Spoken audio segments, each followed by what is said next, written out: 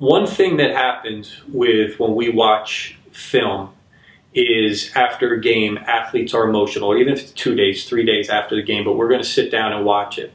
And one of the things I say to coaches all the time is that if you show something negative of the athlete, try to find at least 2, 3, 4, 5 times that many positive of the same thing that they made that mistake on, if possible. And the reason being is because we have an innate system within ourselves to respond and react like that to negative.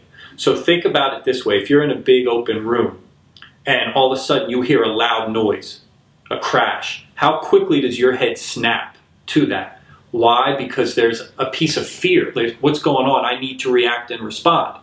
Now, you hear people talking nicely, just kind of having a nice conversation. We may not even look around for that because there's no need for us to be aware of that. So we have a built-in system so that we can protect ourselves, fight or flight, basically, that says, I need to hear the negative. I need to be aware of it.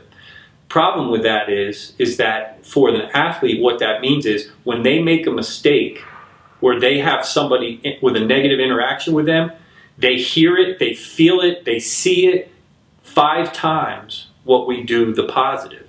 So that's why it's important. You'll hear sometimes people will say, if you give 1 piece of criticism, give 5 pieces of praise. That's hard to do as a coach all the time. It's especially in the middle of a game. That would be really tough. But what we have to understand is the negativity bias is there. It sticks, it's faster, it's more clear. It's why they say in the news business, if it bleeds, it leads, because they know that people want it. If you say something negative, people are going to be interested. They want to hear about it. Something positive, it's just not as, it just doesn't bring as much attention.